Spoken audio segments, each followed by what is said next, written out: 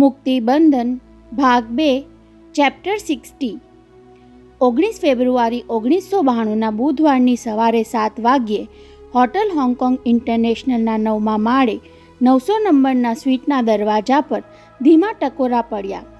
Yes, come in. સ્વીટના હોલના sofa સામેની ટીપાઈ પર પગ લંબાવીને બેઠેલા ઈશ્વરભાઈએ બેઠા બેઠા જ સ્વીટ દબાવી દરવાજો અનલોક કર્યો. કમ ઇન સાંભળીને ધીમેથી દરવાજો હડસેલી ચાની ટ્રે સાથે ગુડ મોર્નિંગ સર કહેતી ચીની વેઇટ્રેસ દબાતા પગલે અંદર દાખલ થઈ. ગુડ મોર્નિંગના જવાબમાં ટીપાઈ પરથી પગ પાછા ખેંચી લઈને માત્ર સ્મિત ફરકાવી ઈશ્વરભાઈ વેઇટ્રેસ ચોઈનનો મોંગોલિયન ચહેરો નિરખવા લાગ્યા. ચીબુ નાક, ઝીણી આંખો, સાંકડું કપાળ અને શેમ્પૂ કરેલા કાળા જુલ્ફા. ટીપાઈ પર ટ્રે મૂકવા માટે થોડીવાર ઝૂકી ત્યારે ઈશ્વરભાઈની નજર એના અંગમરોડ ઉપર સ્થિર થઈ ગઈ. ઊંચી સ્ત્રીઓ જ આકર્ષક હોય છે એવો ભારતના લોકોનો ખ્યાલ તેમને અત્યારે ભ્રામક લાગ્યો. સાથોસાથ પ્રવીણ દરજીએ જુવાનીના દિવસોમાં કહેલી વાત પણ યાદ આવી ગઈ. દુનિયામાં સૌથી વધુ પાણીદાર ઘોડી અરબી હોય છે, તેમ સેક્સી સ્ત્રી ચીની હોય છે. ઈશ્વરભાઈના હોઠ મલક્યા. સાલો પાવલો આવી બધી વાતમાં બહુ પાવદરો હતો, એટલે તો એણે મંજુષાને 2-4 મુલાકાતમાં જ પટાવી લીધીને. સાલીએ લંગડી. સર, આપને ચા પ્રિપેર કરી આપું? ચીની ઉચ્ચારવાળા અંગ્રેજીમાં પૂછતી ચોઈએ તેમની સામે જોયું ત્યારે ખ્યાલ આવ્યો કે હોટલ ગેસ્ટની આંખો પોતાના લોકટ બ્લાઉઝ પર ટાપેલી હતી. તરત જ એ હસીને સીધી થઈ ગઈ. હવે ઈશ્વરભાઈની નજર સમક્ષ તેનું સપાટ પેટ આવ્યું અને તેમને સબીના યાદ આવી ગઈ. I will manage it. તેને રવાના કરી દેવા માટે પોતે જાતે જ ચા બનાવી લેવાનો નિર્ણય કરી લીધો ત્યારે વેઇટ્રેસે જરા ગરદન ઝુકાવી થોડું હસીને થેન્ક યુ સર કહી પીઠ ફેરવી લીધી. દરવાજો લોક થયા પછી ખોળામાં પડેલા ચાઇના મોર્નિંગ ન્યૂઝપેપરને બાજુએ મૂકી ઈશ્વરલાલ વિરાણીએ ચા બનાવવા માટે કેટલી ઊંચકી ત્યાં તેમનો જમણો હાથ ધ્રુજવા લાગ્યો. સાથોસાથ ડાબા પડખામાં પણ પીડાની ઝંઝણાટી થઈ. એ ચોંક્યા. ધ્રુજતા હાથે કેટલી પાછી મૂકી દેવી પડી. ડેમેજ થયેલી કિડનીને કારણે ડાબા પેડુમાં દુખાવો તો હવે રોજની વ્યાધિ થઈ ગયો હતો, પરંતુ આજે હાથ કેમ ધ્રુજ્યો? લકવો થવાનો અણસાર તો નહીં હોય ને? એ પગથી માથા સુધી થથરી ગયા. નહીં આઈ એમ વિરાણી, એવી બીકને મન સુધી પહોંચવા જ નહીં દેવાની. એમણે જાતને ટપારી. ઉદ્યોગપતિ ઈશ્વરલાલ વિરાણીનો હાથ ખોટો પડી જાય કે પગ ખોળગાય એવું તો ક્યારેય નહીં બને. નકામી બની ગયેલી કિડની તો બદલાય, પણ ખોટા હાથ પગની બદલી કેવી રીતે થાય? બંને કિડની ફેલ થાય તો પણ ડાયાલિસિસ કરીને માણસ હાલતો ચાલતો બોલતો રહે, પણ આ પેરાલિસિસ, તોબા! લકવા લાગી ગયેલા હાથના આંગળા અક્કડ થઈ ગયા હોય, મોઢું વંકાઈ ગયું હોય, બોલતી વખતે 2 હોઠ વચ્ચે વારંવાર સાપની જેમ જીભ દેખાયા કરે, ચાલતી વખતે પગ આડો પડે એટલે કોઈના ખભાનો ટેકો લેવો પડે. છઠ. ઈશ્વરભાઈ વિરાણીએ વોલ ટુ વોલ કાર્પેટવાળા રૂમમાં બિછાવેલા ગાલીચા પર જમણો પગ પછાડ્યો. પાટું મારીને પાતાળમાંથી પાણી કાઢવા જેવો સમર્થ આ ઈશ્વર વિરાણી લકવાની લાચાર હાલતમાં જીવી જ કેમ શકે? અરે, આઈ એમ વિરાણી, હું વિરાણી છું, એની જાણ તો ઉપરવાળા ઈશ્વરને હોવી જોઈએ. ના, આ એમનું ગુમાન ન હતું. આ તો પોતાનું આત્મબળ વધારવાનો કિમિયો હતો. કોઈ વિષમ કટોકટીમાં ભાંગી પડવા જેવી સ્થિતિ સર્જાય ત્યારે આ કિમિયો જ તેમને કામયાબ બનાવતો. મનમાં જુસ્સો ઉભરાયો હોય અને દેહમાં જોશ ઉમટી આવ્યું હોય તેમ એ સફાળા સોફા પરથી ઊભા થયા. પછી મક્કમ પગલે બાથરૂમ તરફ ગયા. પાણીનો ટેપ ચાલુ કરી જમણા હાથને ગરમ પાણીથી ઝાડ્યો. આંગળાને 2-4 વખત મુઠ્ઠીમાં ઉઘાડબંધ કર્યા અને 2 મિનિટમાં તો જમણા હાથના કાંડામાં ચેતન પ્રસરી ગયું. બેસિનના અરીસામાં જોઈને એ મલક્યા. No problem. Everything is all right. And everything will go according to my plan. Plan? અરીસામાં જોઈને એ શબ્દ ઉચ્ચાર્યો ત્યારે જીભ જરા થોથવાઈ ગઈ અને આંખોની ભ્રમરમાં આછી કંપારી આવી ગયાનું તેમના ધ્યાન બહાર રહ્યું નહોતું. પણ ઈશ્વરભાઈએ એની પરવા કરી નહીં. સબીનાના ગર્ભમાં રહેલા 3-4 મહિનાના પિંડને શ્વાસ લેતું બંધ કરી દેવામાં એવું તે કયું મોટું પાપ થઈ જવાનું? બાળ હત્યા? છઠ. દેશમાં એવા તો દરરોજ હજારોના હિસાબે અબોર્શન થાય છે. મા બાપ પોતે જ દીકરી ન જોઈતી હોય કે બાળક વચ્ચે અંતર રાખવું હોય ત્યારે પૈસા ખર્ચીને ગર્ભપાત કરાવે જ છે ને. પાછા ફરીને એ ફરી સોફા પર ગોઠવાયા. ટટ્ટાર બેસીને ચાની કેટલી ઊંચકી. ધ્રુજારી વિના કપમાં ચા રેડી. શાબાશ! પોતાની જાતને શાબાશી આપતા એ મલક્યા. ચમચીથી કપમાં સાકર હલાવીને એક ઘૂંટ લીધો અને ગળા હેઠળ ગરમાવો ઉતરવાની અનુભૂતિથી એ સ્ફૂર્તિમાં આવી ગયા. પછી યાદ આવ્યું કે ચા લેતા પહેલાં જુદી જુદી 5 કેપ્સ્યુલનો નાસ્તો કરી લેવાનો રહી ગયો. ઊભા થઈને રાઇટિંગ ટેબલના ખાનામાંથી કેપ્સ્યુલ કાઢીને ગળી ગયા અને તેના પર 2 ઘૂંટ પાણી પી લીધું. બસ આવી જ રીતે સબીના 2 ઘૂંટ પાણી પીવે એટલે કામ પત્યું. મનોમન બબડતા ફરી ચાનો કપ હોટે માંડ્યો. જગતમાં જીવતા રહેવાની અનેક અકસીર દવાઓ શોધાતી રહે છે, તેમ મારી નાખવાના નવા નવા કાતિલ ઝેર પણ ક્યાં ઓછા બને છે. તેમને થયું કે ઊભા થઈને કોટના ખિસ્સામાં સાચવીને રાખેલી ટટલી આંગળી જેવડી ટચુકડી શીશી લઈ આવી તેને હાથમાં રમાડું તો મજા આવે. પણ પછી એ વિચાર માંડી વાળ્યો. રાઈના દાણા જેવડી ગોળીની એ શીશીના લેબલ પર તાકીદ લખી હતી કે ડૉક્ટરની પરવાનગી વિના એનો ઉપયોગ કરવો નહીં. 2-3 ગોળીથી વધારે લેવાઈ જાય તો ગર્ભવતી માતાને પણ આડઅસર થવાના પૂરા ચાન્સીસ છે. આને દવા કહેવી કે ધીમું ઝેર? ઈશ્વરભાઈ ચાનો કપ પૂરો કરી વિચારે ચડી ગયા. ગર્ભવતી માતાને આડઅસર થાય તો ભલે થાય, પણ હું તો 2 ગોળી વધારે જ વાપરવાનો. એટલા ખાતર તો છેક મુંબઈથી હોંગકોંગનો ધક્કો ખાધો, તે પણ માતા પિતા તથા ડૉક્ટરથી છાનું રાખીને અને પુત્રની વિનંતીને ગણકાર્યા વિના.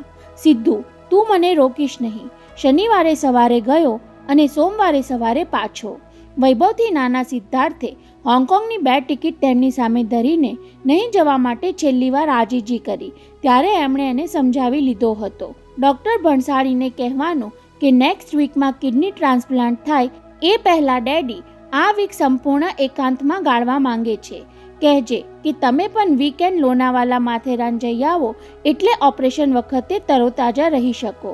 સિદ્ધાર્થને એરપોર્ટ મૂકવા આવવાની પણ તેમણે સાફ ના પાડી દીધી હતી.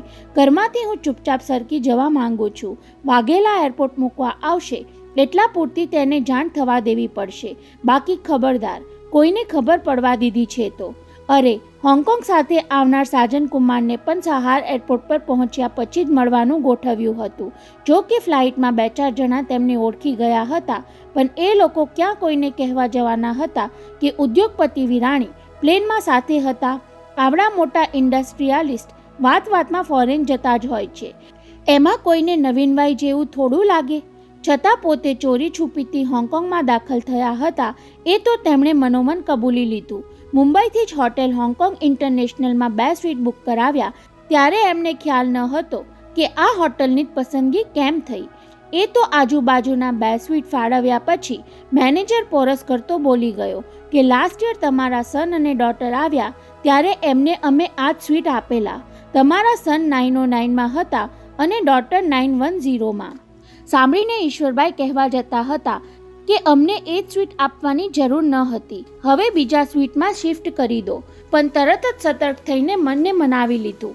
વૈભવ હોંગકોંગ આવ્યો ત્યારે આ સ્વીટમાં રાત રહ્યો હતો એટલા ખાતર ફેરબદલી શું કામ કરવાની? વૈભવની યાદ તાજી થવાથી સબીના બાબતમાં મારું મન પીગળી થોડું જશે, પરંતુ ઊંઘી જવા માટે પલંગમાં પડ્યા પછી વૈભવની સાથોસાથ સબીના પણ યાદ આવવા લાગી હતી.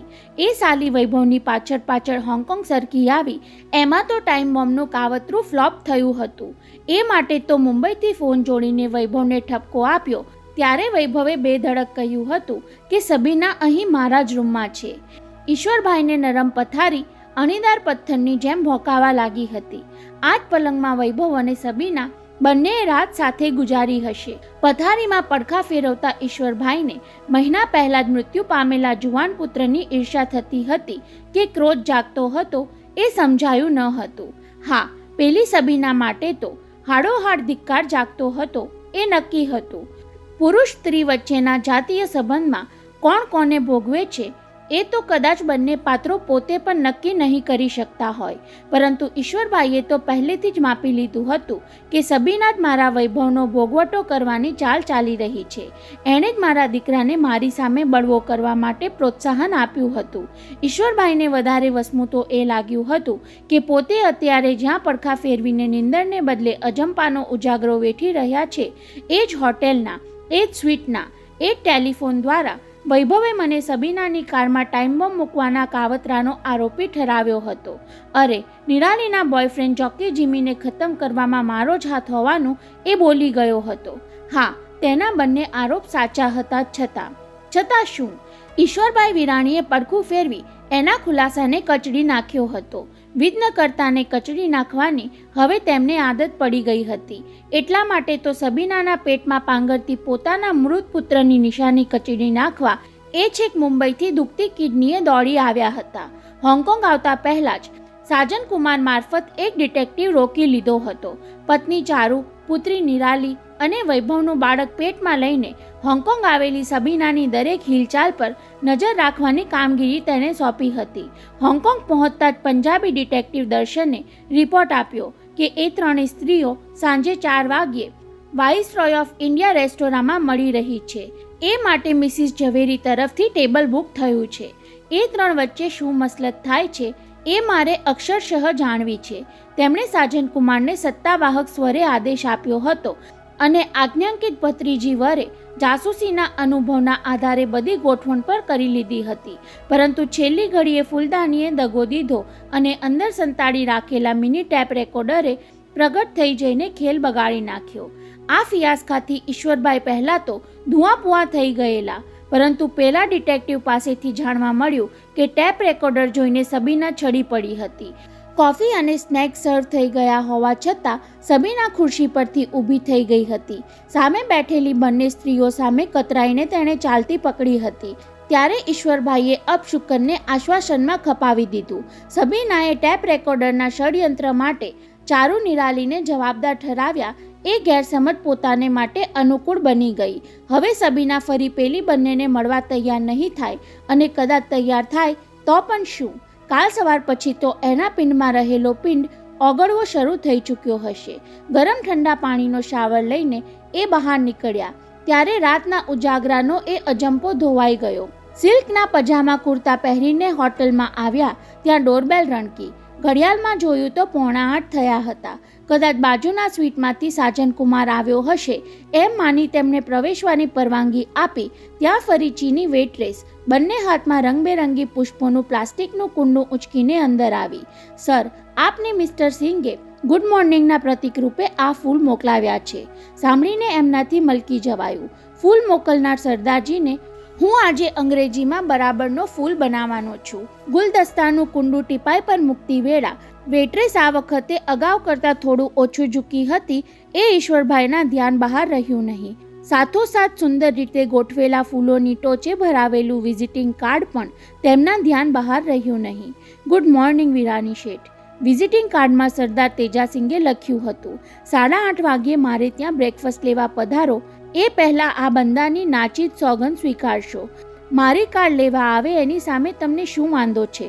હોંગકોંગના વાકેફગાર સાજન કુમાર તમને મારા ઘર સુધી મૂકી જાય એ ગોઠવણ તમને વધારે અનુકૂળ હોય તો મારી જ કારમાં તમે આવો એવી જીત પણ મારાથી કેમ કરી શકાય? છતાં વિચાર બદલાય તો ફોન કરજો. કહેશો તો 8:30 વાગ્યે મારી કાર હોટલ પર હાજર થઈ જશે. વિઝિટિંગ કાર્ડનું લખાણ 2 વખત વાંચી ગયા પછી નજર ઊંચી કરી તો ચીની વેઇટ્રેસ અદબથી સામે ઊભી હતી. હજુ અડધા કલાક પહેલાં તેને જોઈ હતી, છતાં એ અત્યારે વધુ મોહક કેમ લાગવા માંડી?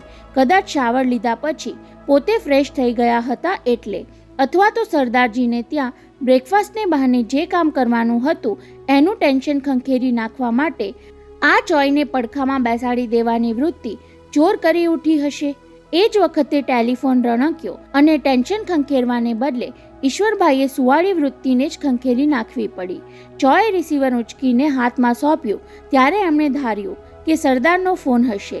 મારો મેસેજ મળી ગયો એવું પૂછવા કોલ કર્યો હશે, પણ તેને બદલે સાજન કુમારનું ગુડ મોર્નિંગ અંકલ સાંભળવા મળ્યું. અંકલ, હું તૈયાર છું, આવી જાઉં? ત્યારે તેમણે હા પાડીને પેલી ચીનીને રવાના કરી દેવી પડી. બ્રેકફાસ્ટ પર જતા પહેલાં સાજન કુમાર સાથે થોડી ચર્ચા કરી લેવાની હતી. એન્ટી કરપ્શન બ્યુરોનો એ પ્રામાણિક ઓફિસર આટલા દિવસમાં મારો કેવો કહ્યાગ્રો બની ગયો. પોતાના જેવા પૈતરાબાદનો સંગ કરનાર માણસ પ્રામાણિક રહી જ ન શકે એનો એમને ભારે પોરસ હતો. સિદ્ધાંત એ તો દેખાડો છે, સામે પ્રલોભન આવે ત્યારે માણસ સિદ્ધાંતને 2 રૂપિયાની સિગરેટની જેમ ફૂંકી મારે છે. ચલિત થવું એ તો માણસ માત્રની જન્મજાત નબળાઈ છે. અરે, વર્ષો સુધી તપ કરનારા ઋષિ મુનિઓને ચલિત કરી દેવા માટે માત્ર થોડી પળો જ પૂરતી થતી. તો પછી આ તો રહ્યો કળિયુગનો કાળા માથાનો માણસ, ચપટી વગાડતા જ ચડી જાય. સાજન કુમારને ઈશ્વરભાઈએ કહ્યું કે તમારે મારી સાથે હોંગકોંગ આવવાનું છે. ત્યારે એણે કોઈ જાતની આનાકાની કરી ન હતી. અંકલ, તમારી તબિયત અને ઓપરેશન, એટલું જ બોલ્યો. ત્યાં ઈશ્વરભાઈએ તેને રોકી દીધો હતો. એની ચિંતા તમે નહીં કરો સાજન. તમે હોંગકોંગના જાણીતા છો અને બીજા કરતાં વધારે ઉપયોગી થઈ શકો તેમ છો, એટલે મેં તમારી ટિકિટ બુક કરાવી. બસ, એથી વધારે મને કાંઈ કહેવું પડ્યું ન હતું. ઈશ્વર અંકલને ઉપયોગી થવા માટે એ ગમે તે કરવા તૈયાર જ હતો. પોતે વૈભવ કંપનીમાં જવા લાગ્યો. તેના 2 અઠવાડિયામાં જ તેને ખાતરી થઈ ગઈ હતી કે વૈભવના સ્થાને પહોંચવા માટે એને 2 વર્ષથી વધારે સમય નહીં લાગે. અને કિડની ઉછીની લીધા પછી પણ ઈશ્વર અંકલ ક્યાં સુધી એક્ટિવ રહી શકશે, કોને ખબર. પછી તો જમાઈ મટીને દીકરો બની જતા પોતાને ક્યાં નથી આવડતું. અંકલ, આજનું પેપર તમે જોયું કે? હાથમાં ચાઇના મોર્નિંગની કોપી સાથે ઈશ્વરભાઈના સ્વીટમાં દાખલ થતા સાજન ગીડવાણીએ કહ્યું. ત્યારે એમને ફડકો પડ્યો. કદાચ સબીનાના કોઈ ન્યૂઝ છપાયા હશે. એ ઇન્ડિયન એક્ટ્રેસ આજકાલ હોંગકોંગમાં છે અને પ્રેગ્નન્ટ થઈને આવી છે, એવું કાંઈક.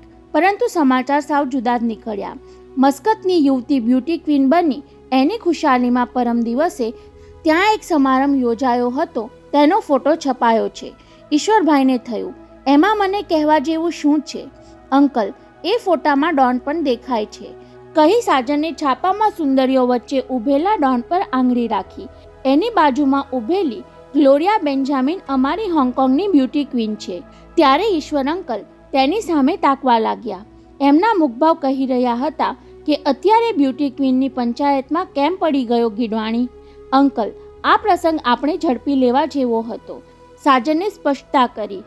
ગવાઈનો માણસ આ સમારંભમાં જઈને ડોનને બોમ્બથી ઉડાવી શક્યો હોત, પરંતુ ડોનની સાથે 2-4 સુંદરીઓ પણ ખતમ થઈ જાય તેનું શું? એ કહ્યા પછી ઈશ્વરભાઈને ભાન થયું કે અત્યારે પોતે જે કરવા જઈ રહ્યા છે તેમાં સબીના જેવી સુંદરી માટે ખતમ થવાનું જોખમ ક્યાં નથી. તેમણે તરત વાત વાળી લીધી. ડોનને ખતમ કરવાનું શારજાની ક્રિકેટ મેચમાં ગોઠવ્યું છે, એ જ બરાબર છે. આપણે અહીં જે કામ માટે આવ્યા છીએ એની વાત કરીએ. એ સાંભળવા હું ઉત્સુક છું અંકલ. સાજન તપ્તરતાથી તેમની સામે જોવા લાગ્યો. આપનો આખો પ્લાન મને સમજાવી દો. આખો પ્લાન તો નહીં, ઈશ્વરભાઈએ નફ્ફટ થઈને સંભળાવ્યું. જ્યાં જ્યાં તારો ઉપયોગ કરવાનો છે એટલો જ પ્લાન સમજાવીશ. સાજન ગીડવાણીને એ આકરું લાગ્યું. પોતે અંકલનો સંપૂર્ણ વિશ્વાસ સંપાદિત કરી લીધો છે એ માન્યતા પોકળ બની ગઈ.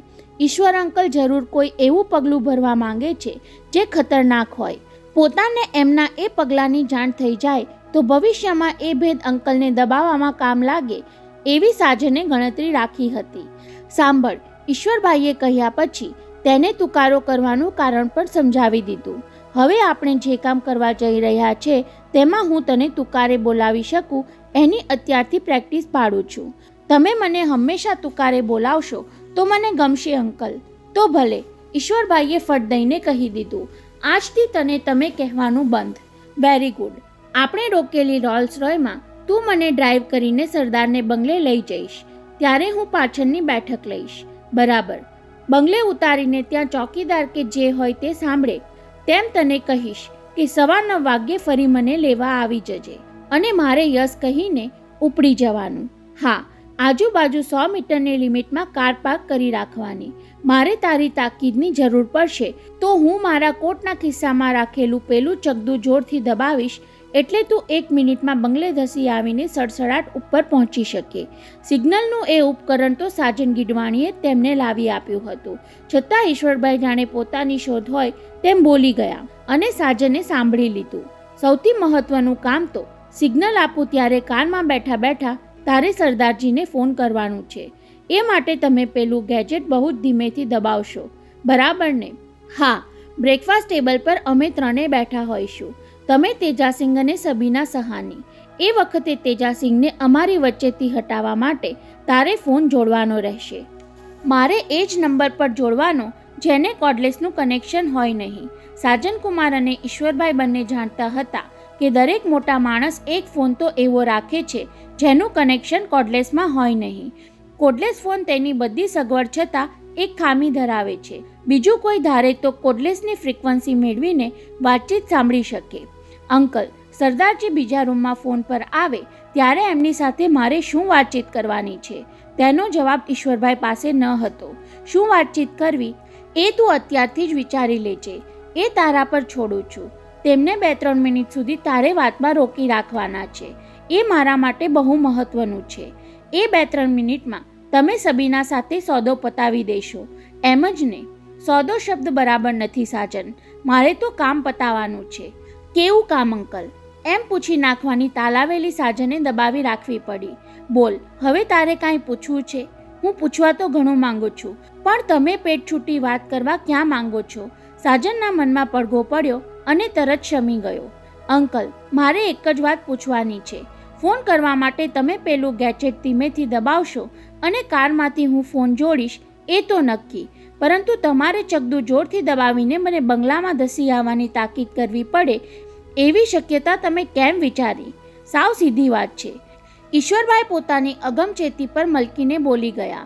એક તો એ સરદારજી છે, બીજું તેજાસિંહ એના નામ પ્રમાણે વધારે પડતો તેજ મિજાજ છે, ત્રીજું એણે સબીનાના બાળક બાબતમાં મારા ઉપર દબાણ કરવાનું વિચાર્યું હશે, ચોથું કારણ એ કે હું એના જ ઘરમાં હોઉં ત્યારે એનું ધાર્યું ન થાય તો દાદાગીરી અને મારામારી કરતાંય અચકાય નહીં એવો છે તેજો. તમારી ગણતરી એકદમ બરાબર છે અંકલ. સાજને મારામારીવાળી વાત ઝડપી લીધી. એવા સંજોગોમાં હું આવી પહોંચું તો એની મગદૂર નથી કે તમારા ઉપર એ દાદાગીરી કરી શકે. હંમેશા હું ખિસ્સામાં ગન રાખું છું અને કોઈ પણ ગન સરદારજીની સગી થતી નથી. એણે જોક કરવાની ચેષ્ટા અજમાવી, પણ તેના પર મરકવાને બદલે ઈશ્વરભાઈ કાંડા ઘડિયાળમાં નજર નાખતા ઊભા થઈ ગયા. 8 વાગી ગયા. હું અંદર જઈને કપડાં બદલી આવું, પછી આપણે નીકળીએ. સરદારને બંગલે જતા પહેલાં આપણે 10-1 મિનિટ રવિવારના હોંગકોંગમાં ડ્રાઈવ લઈ લઈશું, કહેતા ઈશ્વરભાઈ જુસ્સાભેર અંદરના રૂમમાં ગયા. હેંગરમાંથી સૂટ ઉતારી કપડાં બદલ્યા, અરીસામાં જોઈને ટાઈ બાંધી, પછી કપડાં પર પોઈઝન પરફ્યુમ સ્પ્રે કરવા ગયા ત્યાં જમણો હાથ ધ્રુજવા લાગ્યો. તેમના હોઠ ભીડાયા. ડાબા હાથથી જમણા કાંડા પર થપાટ મારતા એ બબડ્યા, ફરી પાછી અવળચંડા યાદરી, અને તે પણ ખાસ કામસર જાઉં છું ત્યારે જ. થપાટ ખાઈને નાનું છોકરું ડાહ્યું થઈ જાય તેમ જમણો હાથ ધ્રુજતો અટકી ગયો. આવી ત્વરિત અસરથી એ મલક્યા. પછી કોટના ડાબા ખિસ્સામાં રાખેલું સિગ્નલનું ચકદું જોઈ લઈ તેને સાચવીને મૂકી દીધું. ત્યાર પછી જમણા ખિસ્સામાંથી પેલી ટચુકડી શીશી કાઢી જેમાં રાયના દાણા જેવી ઝીણી 10-12 ગોળીઓ હતી. જમણા હાથના અંગૂઠા અને આંગળી વચ્ચે દબાવેલી શીશીને આંખ સુધી ઊંચકીને તેમણે અરીસામાં જોયું. અરીસામાં પોતાને બદલે સબીનાનું પ્રતિબિંબ દેખાયું હોય તેમ એ બબડ્યા, બેવકૂફ બાઈ, તું કોની સાથે લડાઈ વહોરી બેઠી એનું ભાન છે તને? બસ 1-1.5 કલાક પછી એ લડાઈનો અંત આવી જશે જેમાં તું પરાજિત થઈ ચૂકી હશે. એ વખતે બરાબર બહાર સાજનનો આત્મા તેને ઠપકો આપતો હતો. અંકલનો પૂરો પ્લાન જાણ્યા વિના તેની સાથે ગમે તે કરવા સંમત શું કામ થયો તું? જે માણસ આપણા પર સંપૂર્ણ વિશ્વાસ ન રાખે તેનો વિશ્વાસઘાત કરવામાં કોઈ અપરાધ નથી સાજન. આઈએ, પધારીએ વિરાણી શેઠ. બંગલાના પહેલા માળે લિફ્ટમાંથી બહાર નીકળતા ઈશ્વરલાલ વિરાણીને ઊંચા અવાજે આવકાર આપી સરદાર તેજાસિંગે પોતાના જોરદાર પંજાથી હસ્તધૂનન કર્યું. એમના 5 આંગળાની ભીસમાં ઉમળકાને બદલે ઈશ્વરભાઈને સરદારજીની તાકાતનું પ્રદર્શન લાગ્યું. માથે શીખ પાઘડીને બદલે તેમણે વાળના અંબોડાને કપડાનો ફટકો બાંધ્યો હતો, એટલે પણ એ થોડા ડરામણા દેખાતા હતા. સત શ્રી અકાલ. તેજાસિંહની પત્નીએ 2 હાથ જોડીને કહ્યું, આપ અમારે ઘેર પહેલી જ વાર પધાર્યા. જવાબમાં ઈશ્વરભાઈ વિવેક ખાતર હસી લઈ ચકડવકડ આંખે ચોતરફ જોતા રહ્યા. પેલી કેમ નજરે ચડતી નથી? સરદાર સરદારણીની પાછળ પાછળ દીવાનખંડમાં દાખલ થયા તો ત્યાં સબીના દેખાઈ નહીં. સામસામે સોફા પર બેઠક લીધી. ત્યાં નોકર એક ટ્રેમાં શરબતના ગ્લાસ ઉપરાંત ઠંડા પાણીના પ્યાલા પણ લઈ આવ્યો. લો, શરબત પીઓ શેઠજી.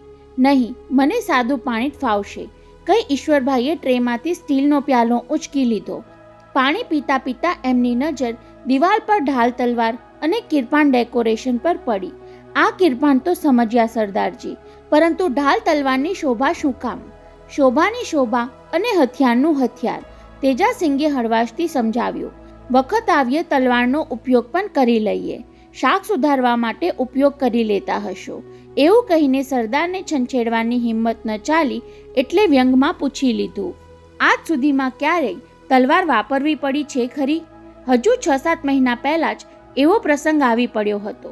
સરદારજી દાઢી પર હાથ પસવારીને કહેવા લાગ્યા, આમ તો આ એરિયામાં ગુંડાગર્દીના કિસ્સા ઓછા બને છે, પરંતુ એ રાતે 9-10ના સુમારે હું બાલ્કનીમાં ઊભો હતો ત્યાં બહાર રસ્તા પરથી ઓરતની ચીસ સંભળાઈ.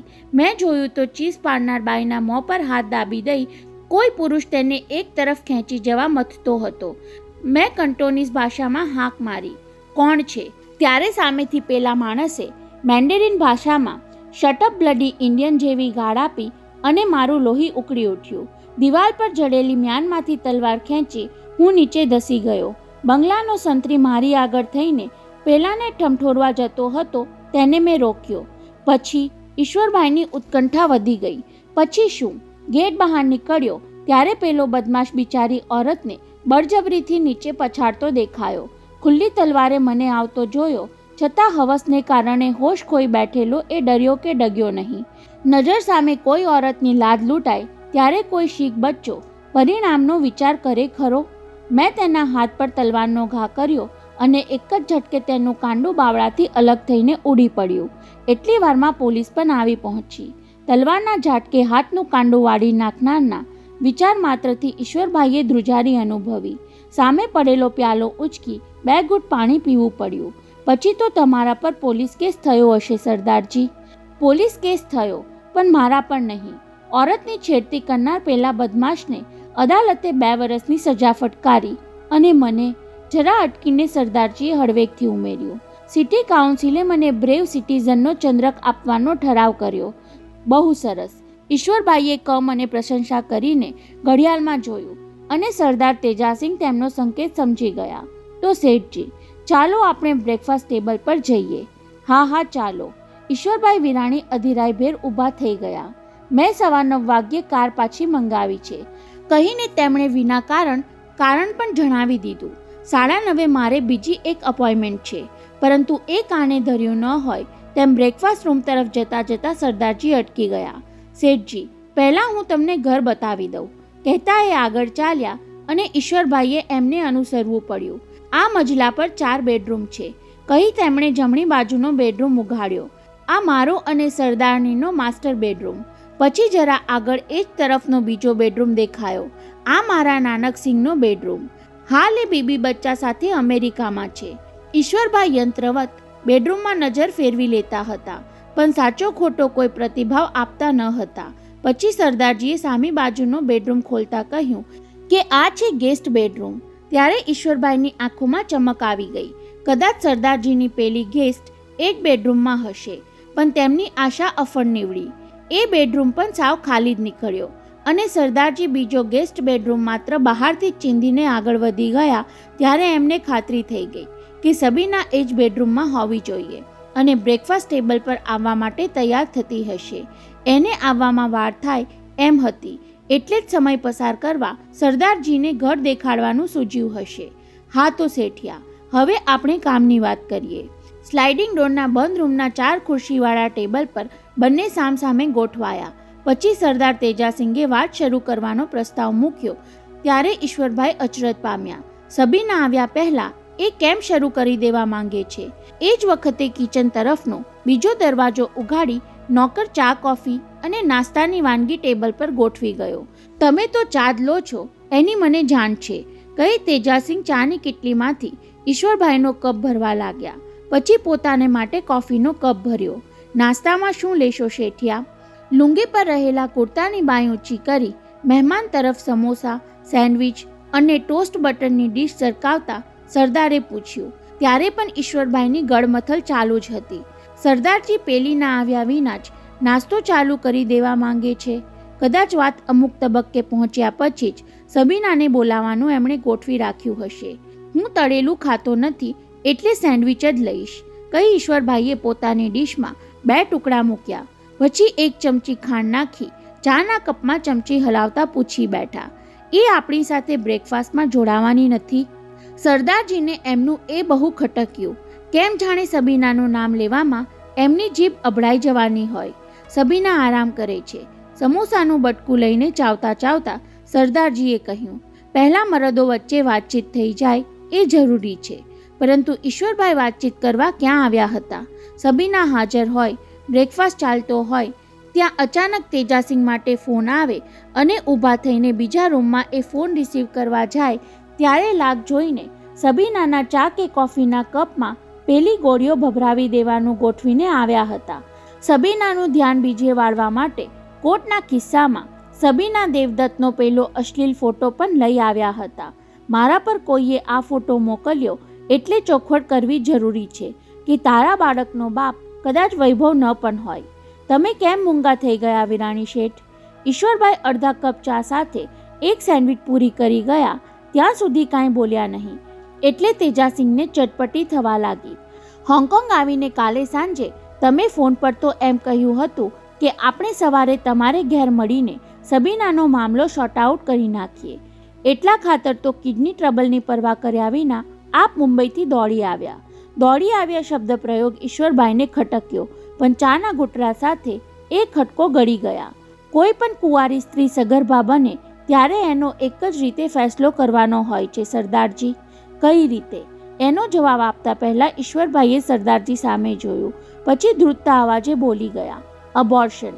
સાંભળીને તેજાસિંહની આંખોની ભ્રમર તણાઈ ઊંચી થઈ ગઈ, પણ અવાજ ઊંચો ન થાય એવી તેમણે સાવધાની રાખી. પરંતુ વિરાણી શેઠ, તમારી વાઈફ અને ડોટર તો એવો આગ્રહ રાખે છે કે એબોર્શન ન થવું જોઈએ. ગમે તેમ તોય એ તમારા વૈભવની એકમાત્ર નિશાની છે ને? વાઈફ અને ડોટર? ઈશ્વરભાઈ દાંત પીસીને જમણા હાથની મુઠ્ઠી ટેબલ પર પછાડવાનું વિચારતા હતા, પણ એ જ વખતે હાથ ધ્રુજવા લાગ્યો. ખરે વખતે જ આ સાલો ખોટો પડવાની જીત કેમ પકડે છે? હાથને ટેબલ હેઠળ લઈ જઈ મુઠ્ઠી ઉઘાડ બંધ કરી આંગળાનું લોહી ફરતું કર્યું. પછી કહ્યું, આવનાર બાળકનો બાપ ખરેખર કોણ છે એ માત્ર સ્ત્રીના કહેવાથી જ નક્કી ન થઈ શકે. પુરુષનો પણ તેમાં સૂર પુરાવો જોઈએ. પરંતુ આ કિસ્સામાં પુરુષ હયાત જ ક્યાં છે શેઠિયા? એટલે તો પાકે પાયે નક્કી નહીં થઈ શકે કે એ બાળકનો બાપ ખરેખર કોણ છે. ઈશ્વરભાઈને થયું કે મારી આ દલીલ તેજાને તેજોવત કરી નાખશે, પણ એ ખોટા ઠર્યા. દેખીએ વિરાણી શેઠ, હિન્દીમાં શરૂઆત કરીને સરદાર અંગ્રેજી પર ઉતરી ગયા. મેં એક્સપર્ટ ડૉક્ટરનો ઓપિનિયન મેળવી લીધો છે. શું બાળકના જન્મ પછી તેના લોહીની તપાસમાંથી ખાતરીપૂર્વક કહી શકાય કે એ બાળકનો બાપ કોણ છે? એટલે તમે બાળક પેદા થયા પછી પુરાવો મેળવી લેવા સુધીનું પણ વિચારી લીધું સરદારજી? સાંભળી લો શેઠિયા, હવે તેજાસિંહની વાણીમાં ધાર આવવા લાગી. તમે આગળ પડતા ઉદ્યોગપતિ છો, તો હું જાન કુરબાન કરનારો શીખ બચ્ચો છું. બોલતા બોલતા તેજાસિંહે કાંડે પહેરેલા કડાને સહેજ ઊંચું કરીને સંભળાવ્યું. સબીનાને મેં દીકરી માની છે, અને અમે જેને એકવાર પોતાનું માની લઈએ તેની આન બાન શાન અને જાનની રક્ષા કાજે ગમે તે કરી છૂટવામાં માનીએ છીએ. ઈશ્વરભાઈને તેના એ શબ્દોમાં ધમકીનો સૂર સંભળાયો. હવે સરદાર સાથે ભેજાફોડી કરવાનું વ્યર્થ છે એમ લાગ્યું. વખત બગાડવાનો કોઈ અર્થ નથી. તેમણે જમણા હાથે ચાની કેટલી ઊંચી ખાલી કપ ભરતા ભરતા ડાબો હાથ કોટના બહારના ખિસ્સામાં સેરવીને અંદર રાખેલું ચકદું ધીમેથી દબાવ્યું. પછી કપમાં ચમચી હલાવતા હલાવતા સરદારજી સામે એવા ભાવથી જોયું કે જાણે પોતે સમાધાન કરી લેવાની તૈયારીમાં છે. અડધી મિનિટની એ ખામોશીએ બ્રેકફાસ્ટ રૂમના વાતાવરણને ભારેખમ બનાવી દીધું.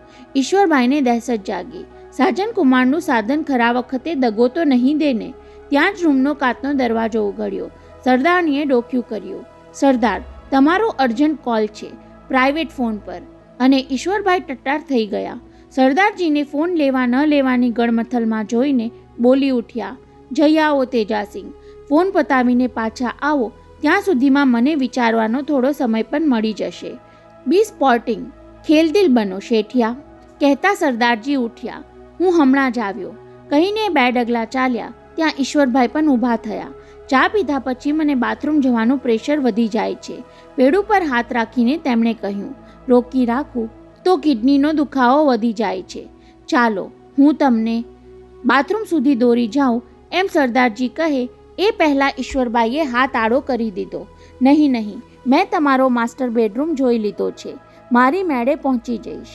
અને ઈશ્વરભાઈનો એ વિવેક કામયાબ નીવડ્યો. બ્રેકફાસ્ટ રૂમમાંથી બહાર નીકળી સરદારજી ડાબી બાજુ ગયા એટલે ઈશ્વરભાઈ દબાતી ચાલે જમણી તરફ સરક્યા. ખેલદિલ બનો એવું કહેનારને હજુ ખબર નથી કે હું કેવો ખતરનાક ખેલાડી છું. સરદારનો માસ્ટર બેડરૂમ તો જમણા હાથે હતો, પણ ઈશ્વરભાઈ તેની સામેના બંધ બેડરૂમના દરવાજે અટક્યા. ખભા પરથી પાછળ નજર કરી તો કોઈ એમને જોતું ન હતું. હવે માત્ર બારણાનો નોબ ગુમાવવાની જ વાર હતી. બસ દરવાજો ઉઘડે અને પોતે અજાણ્યા થઈને ઘૂસી જાય. જો સબીનાએ અંદરથી દરવાજો લોક કર્યો ન હોય તો. ઈશ્વરનું નામ લઈને ઈશ્વરભાઈએ નોબ ગુમાવી હળવો હડસેલો આપ્યો અને ખુલજા સિમસિમ જેવા જાદુથી બેડરૂમનું બારણું ખુલી ગયું. શ્વાસ રોકીને અંદર જોયું તો સબીના પલંગ પર પોઢેલી હતી. તેમને અંદર ઘૂસવા માટે વધુ અનુકૂળ બની ગયું. દબાતા પગે આગળ વધ્યા. 10-12 ડગલા તો બસ થઈ ગયા. પલંગમાં ચત્તી સૂતેલી સબીનાની છાતી શ્વાસોચ્છ્વાસથી સહેજ ઊંચી નીચી થતી હતી. તેનું પેટ સહેજ ઉપસેલું દેખાતું હતું અને સુંદર ચહેરો સ્નેહ જગાડે એટલી હદે સૌમ્ય લાગતો હતો. પરંતુ પલંગની લગોલગ રાખેલી મિનરલ વોટરની બોટલ અને તેની બાજુમાં પડેલા ગ્લાસ પર નજર પડતા જ ઈશ્વરભાઈની ભીતરમાં છુપાયેલા ખતરનાક ખેલાડીએ માથું ઉચક્યું. મનમાં સળવળતી દયાની આછી પાતળી લાગણીને એ ખતરનાક ખેલાડીએ મસળી નાખી. કોટના જમણા ખિસ્સામાં હાથ નાખી પેલી ગોળીની શીશીને તેમણે મુઠ્ઠીમાં જકડી લીધી. પછી હિંમત, કુનેહ અને કપટને હૈયાની ખરલમાં ઘૂંટી લઈ એ સબીનાના પલંગની જમણી તરફ સરક્યા. પેલીને શાંતિથી સૂતેલી જોઈને મરક્યા. સાથોસાથ તેના પર કાળ ચડ્યો. સાલી કાળ મૂકી. મારી ઊંઘ હરામ કરીને પોતે નિરાતે ઊંઘે છે. કાળ માણસને વિકરાળ બનાવી દે છે. ઈશ્વરભાઈ હવે કોઈ કસર છોડવા માંગતા ન હતા. માત્ર સબીનાના બાળકનું અસ્તિત્વ મિટાવવાને બદલે ખુદ તેને ચીર નિંદ્રામાં પોઢાવી દેવાનો ફેસલો કરી લઈ ખિસ્સામાંથી મુઠ્ઠીવાળો હાથ બહાર કાઢ્યો. પાણીની બોટલનું ઢાંકણું ખોલી તેમાં બધી જ ઝેરી ગોળી ઠાલવી દેવાનું વિચારી બોટલ તરફ હાથ લંબાવ્યો. ત્યાં જે હાથ થરથર ધ્રુજવા લાગ્યો. સાથોસાથ ડાબી બાજુની કિડનીમાં અસહ્ય દુખાવો પણ ઉપડ્યો. ડાબો હાથ પેડ ઉપર દાબી રાખીને એ શરીરનું સંતુલન જાળવવા ગયા તેમાં જમણા હાથની મુઠ્ઠી ખુલી ગઈ અને હાથમાં દાબેલી પેલી શીશી ઉડીને સબીનાના માથા પર પડી. કોણ જાણે સપનામાંથી જાગતી હોય તેમ છડી જતી સબીનાએ સફાળા બેઠા થઈ જઈને જોયું તો સામે વૈભવના ડેડી ઊભા હતા. ઘડીભર થયું કે પોતે હજુ સપનું જ જોઈ રહી છે, પરંતુ અણધાર્યું બની જવાથી ડગાઈ ગયેલા ઈશ્વરલાલ વિરાણીનો વિકરાળ ચહેરો જોઈને તેનાથી ચીસ નંખાઈ ગઈ. આવી કટોકટી માટે ઈશ્વરભાઈની તૈયારી ક્યાં હતી? સબીનાને વધુ ચીસ પાડતી રોકવા જમણો હાથ તેના મોઢા તરફ ઉગામ્યો, પણ ધાર્યા ખોટા પડી ગયેલા હાથે આજ્ઞા માની નહીં. એટલે ડાબો પગ ઉગામી સબીનાના મોઢા પર જોરદાર પાટું ફટકારી દીધી. ઓહ માં! જડબા પર લાગેલી લાતે ચીસ પાડતી સબીનાને પથારીમાં ચત્તીપાટ પાડી દીધી. અને એટલી વારમાં તો ઈશ્વરભાઈના મગજ પર શૈતાન સવાર થઈ ગયો. આંખો ફાડી કણસથી સબીનાના ઊંચા નીચા થતા પેટ પર તેમની નજર પડી અને 26મી જાન્યુઆરીની સાંજે હીરો દેવદત્તને અમસ્તાદ કહેલા શબ્દોના પડઘાએ તેમના કાનના પડદાને હચમચાવી દીધા. એનું બાળક પાડી નાખવા માટે પેટ પર મારી એક જ લાત પૂરતી થઈ રહેશે. બસ શૈતાની સ્વરૂપ ધારણ કરી ચૂકેલા ઈશ્વરભાઈએ આંખો મીચીને શરીરમાં હતું એટલું જોર અજમાવી વજનદાર બૂટવાળો જમણો પગ સબીનાના પેટ પર ફટકારી દીધો અને સબીનાની હૃદય વિદારક ચીસથી બેડરૂમની દિવાલોએ જાણે ધ્રુજી ઉઠી. સાલી હરામજાદી! સબીનાની એ ચીસે ઈશ્વરભાઈના ખુન્નસને ખોફનાક બનાવી દીધું હોય તેમ એમણે ફરી એકવાર તેના પેટ પર બીજી લાત ફટકારવા પગ ઉચક્યો. એ જ વખતે બેડરૂમનું બારણું ઉઘડ્યું. સરદાર તેજાસિંગે વિરાણી શેઠનું રાક્ષસી સ્વરૂપ અને શૈતાની કૃત્ય નિહાળ્યું. ફોન પર સાજન કુમારે પોતાનું નામ આપ્યા વિના તેમને ચેતવી દીધા હતા. Be careful Sardarji. બ્રેકફાસ્ટ માટે આવેલા મહેમાનને એકલા પડવા નહીં દેતા. તમારા ધ્યાન બહાર એ કોઈ કરતૂત કરવા ત્યાં આવ્યા છે. શૈતાન કા બચ્ચા! ઈશ્વરભાઈને પાટું મારતા રોકવા સરદારજીએ ત્રાણ નાખી. પરંતુ માણસ શૈતાન બની જાય છે ત્યારે શૈતાનના બચ્ચાનું સંબોધન પણ તેની માણસાઈ જગાડી શકતું નથી અને સબીનાના પેટ પર ઈશ્વરભાઈ બૂટવાળા પગનો પ્રહાર કરી બેઠા. બેહોશ બની ગયેલી સબીનાના ઉદરમાં રહેલ પિંડને પણ ચૂથી નાખ્યો હોય તેમ પેટમાં ખાડો પડી ગયો હતો. અરે ઓ રાક્ષસ! આંખો ખડખડભળી ઉઠે એવી ત્રાળ સાથે હાથમાં ખુલ્લી તલવાર લઈને સરદાર તેજાસિંહ ઉદ્યોગપતિ ઈશ્વરલાલ વિરાણી સામે આવીને ઊભા રહી ગયા ત્યારે સાક્ષાત યમરાજ સામે ઊભો હોય એવું ભાન ઈશ્વરભાઈને થયું. ત્રીજું પાટો ઉગામવા માટે ઊંચો કરેલો જમણો પગ જળ બની ગયો હોય તેમ હવામાં અદ્ધર રહી ગયો અને તેજાસિંગે ચમકતી તલવાર તેમના એ પગ પર વીંધી દીધી. ધારદાર તલવાર કેળના થડને કાપી નાખે તેમ ગચાક કરતી તેમના ગોઠણ ઉપરના સાથળની આરપાર ઉતરી ગઈ. ગોઠણ નીચેનો પગ વઢાઈને દૂર ઉછળી પડ્યો અને લોહીની છોડતી સબીનાનો પલંગ ખરડાઈ ગયો. મરી ગયો, મને મારી નાખ્યો એવા આક્રંદ કરતા ઈશ્વરભાઈ ધડામ અવાજ સાથે ભોંય પર પટકાઈ પડ્યા. તેમનો ડાબો હાથ હજુ કોટના ખિસ્સામાં હતો અને એ હાથની મુઠ્ઠીમાં સાજનકુમારને સંકેત આપનારું ચગદું જોરથી ભીસાઈ રહ્યું હતું. ક્યાં હુઆ? હાફણા ફાફણા સરદારની રૂમમાં ધસી આવ્યા ત્યારે તેજાસિંગે બંને હાથમાં સબીનાને ઉંચકી લીધી હતી. તેની કમર નીચેથી લોહીના રેલા દળતા હતા. આપને યે ક્યાં કર દિયા? ઈશ્વરભાઈના વઢાઈ ગયેલા પગમાંથી નીકળતું લોહી અને થોડે દૂર ઉડી પડેલો ગોઠણ જોઈને સરદારની હચમચી ઉઠ્યા. જો હોના ચાહીએ વો હુઆ. બંને હાથમાં સબીનાને ઉંચકી બેડરૂમની બહાર નીકળતા સરદારે જડબાભીસી ઈશ્વરલાલ વિરાણીના તડફડતા દેહ પર દ્રોણાભરી નજર નાખી એટલું જ કહ્યું, હું સબીનાને હોસ્પિટલ લઈ જાઉં છું. કહીને એ બહાર નીકળી લિફ્ટ સુધી પહોંચ્યા ત્યારે શ્વાસભેર હાંફતો સાજનકુમાર સામો મળ્યો. સબીનાની હાલત અને સરદારજીનો ખોફ જોઈને તેના પગ જમીન પર જકડાઈ ગયા. ઊભો છે શું? જા અંદર જઈને તારા નરાધમ બોસને અહીંથી ઉઠાવી જા, કહી દાદર ઉતરતા ફરી સંભળાવ્યું. સાથે એની કપાઈ ગયેલી ટાંગ પણ લેતો જજે. એના બીબી બચ્ચાની પુણ્યાઈથી એ પાપી જીવતો રહી ગયો એટલું ગનીમત માનજે. અને નીચે પહોંચી બેહોશ સબીનાને કારની પાછલી સીટમાં સુવડાવી સરદારજીએ જાતે જ કારને હોસ્પિટલ તરફ ભગાવી. સબીના ઉપરાંત તેના પેટમાં પાંગરતા બાળકને પણ બચાવી લેવાની તેમને ઉતાવળ હતી.